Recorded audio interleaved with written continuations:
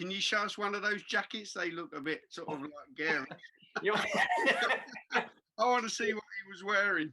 You got to remember, this fashion is from, when would this be? Well, 90s. This is 90s, early 90s, wouldn't it? Yeah, to put it into perspective, the internet wasn't even invented when Wayne was wearing these jackets. This is Miami Vice years. So that's an outfit. That's one of the girls would wear this for the Azra. Just spoken about. But yeah, I've got some Wayne's jackets here. Lovely little number there, Wayne. Sam Spade. Sam Spade. All right. Let's see what else I can throw out here. Here's another one. Look at that one. Oh my God. Oh, I remember that from his videos. Miami twice. Yeah. Great piece. And then obviously there's some lovely Chinese outfits, which I imagine were used in maybe origami or Golden Shadows or Yeah.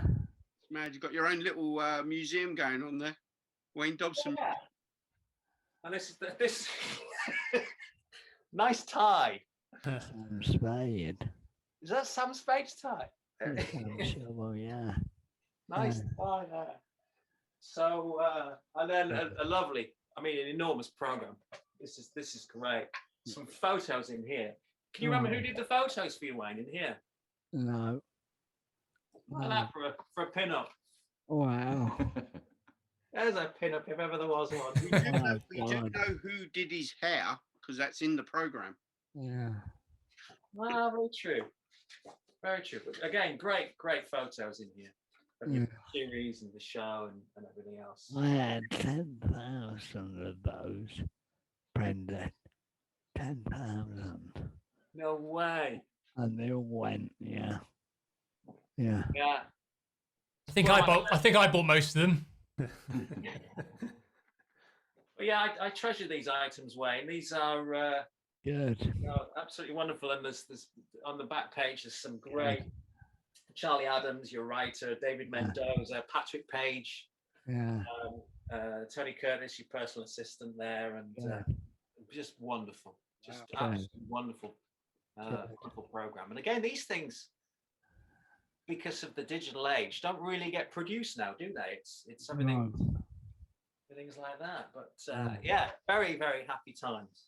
Yeah. Very, very happy times. Thanks, Phil. That's brilliant. Just to see some of the costumes is just amazing. The one illusion that blew me away was the folding shadows, because I'd never seen it before. Right. And I was just sitting there watching my magic show, and all of a sudden the girl was folded away, and for me it's one of the most magical illusions ever. Fantastic illusion. Just that visual impression of a person being folded away to nothing. Yeah. So Scott, going back to you, did you do your Dove act at the time with Wayne? Was that what? Yes, yeah. So I was similar to Phil. The guest act that was silent, and same as with Duncan. Did the Doves, which I don't do anymore. I remember you did Silk to Ball. Silk to Ball, yeah. Did all sorts of things. Produced a cloak at the end. But I wasn't a professional at the time. I worked for a stockbroking company because it would have been about 27, 28. Yeah. So I had a proper job. So I sort of packed my bags and then sort of go off to Yarmouth at the weekends and sort of do shows for Wayne. Yeah. And it wasn't until I became a professional 5 years later, really, that I reaped the benefit of that experience. Because at the time, I wasn't doing it for the money. I was doing it because it was good fun. Just sort of get away from the world and sort of have a bit of fun doing some magic on a proper stage as a sort of semi-professional sort of come amateur. But those experiences benefited me hugely years later when I made it my living. Yeah. I mean, I'm just sitting here looking at you guys. I'm not a stage performer, and just to have a show now with you lot on it I'd pay good money. I would pay good money. £5. You reminded me there, Scott, of a bit of gossip with the show. That's what we want. Let's get the, You let's see. get the goodies. Wayne, do you remember doing this? I didn't see this. I wasn't there, but I remember it was either yourself or Karen telling me that when you put Scott on the show, you had a wind up with him, in that you told him he had to learn a dance routine for the end of the show. I might have. Gave it a go. Now I would have paid big money for that. Yeah, I remember Wayne telling me to wear a rabbit hat. The first time I joined your show, Wayne, there was this great big plastic rabbit kind of a head. Do you remember it? It was backstage. I know. And you said you got to wear this, Duncan, at one point and run across the stage. And luckily, I knew he was winding me up, and I never wore that flipping great big rabbit hat. But yeah, yeah. Oh wow! So Scott had to learn a dance. Duncan had to wear a Nearly. rabbit hat. Phil, was there anything he got you to do? I don't think so. No, I didn't. No. I think you were kind to me. I think I got away with it. I think I Okay. got away with What it. about you, David and Keelan? I don't remember being set up with anything. I remember finishing shows and like looking for Wayne at the end of shows after you've had a big long day. And Where some- did we work, David? probably about 10 different theatres, Yeah. 8 to 10 theatres. I definitely remember Wellingborough because my dad came. Yeah. And I definitely remember Guildford or somewhere like that. But there was a Aylesbury. I think. Aylesbury. Yeah. Definitely. But I remember one time finishing a show, and this is gossip. And obviously you've got all these classic routines that everybody's just so familiar with, the wallet and everything, all your props. And you had that small flight case at that stage, that sort of small wheelie trunk. Yeah. And I remember finishing a show, and we'd got to pack all the illusions away and that. And I remember thinking, where's Wayne? And you'd gone, you'd left, but all your stuff was just everywhere. It was all over the dressing room, all these classic routines and that. And you hadn't packed up. And you and I think your driver was gone at the time. I gave you a ring and I was like, Wayne, where are you? And he said, I'm in the curry house. Can you pack up for me?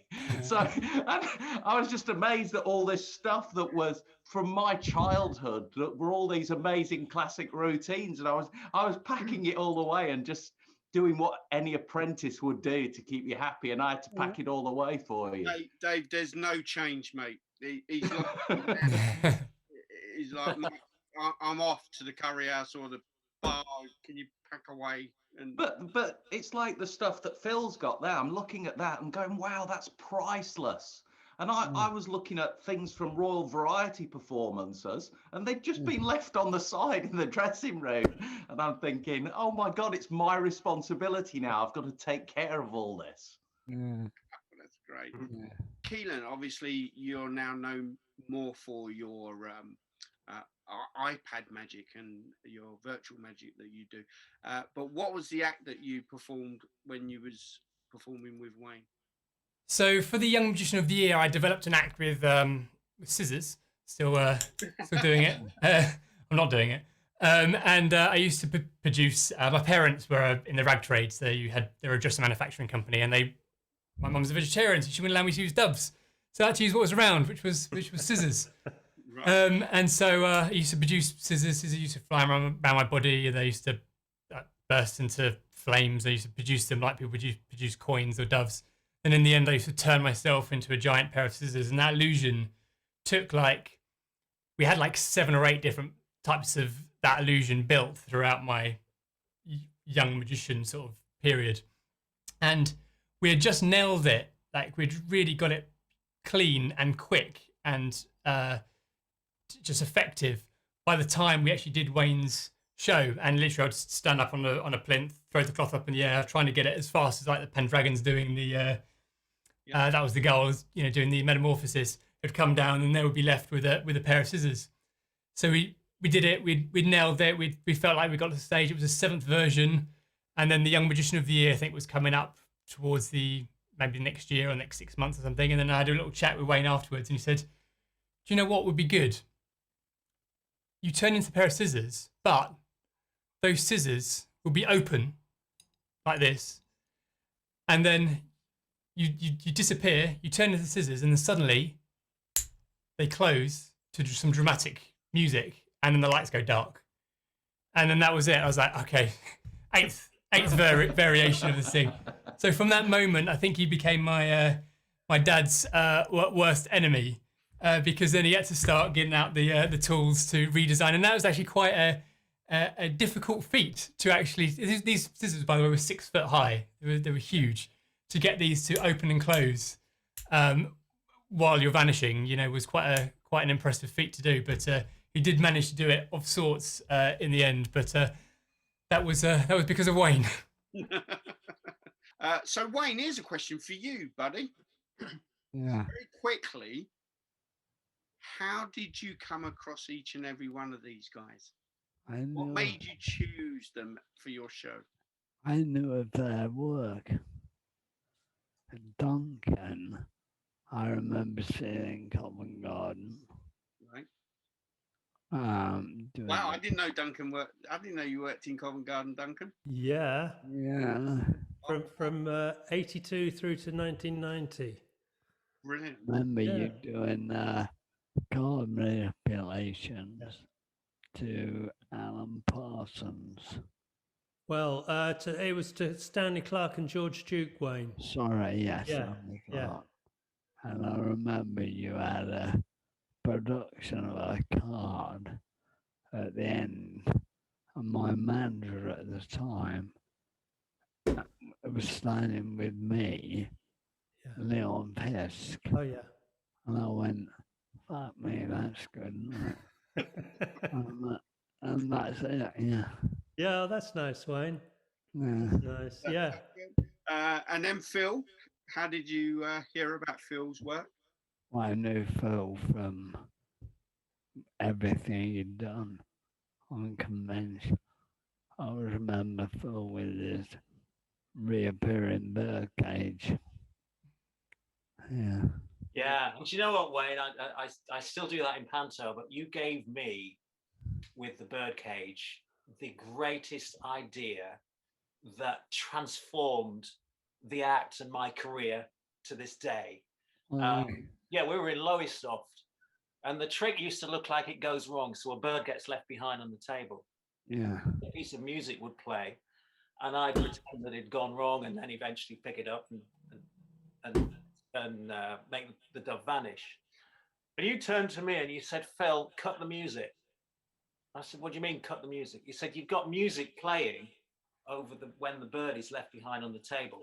Cut the music, talk to the dove." I thought you were having a wind up. I thought you were crazy. And I remember saying to you, "Well, what am I going to say to the dove?" Sounds crazy to me. And you said, "You'll come up with it." So you made me work. You made me work for it. Yeah. And you know what? I took that idea, and it's still growing even today. Really? And it was 18 months ago, I was asked to work at the Palladium for the Panto. We did the dress rehearsal. Now, the producer and director is a genius, Michael Harrison.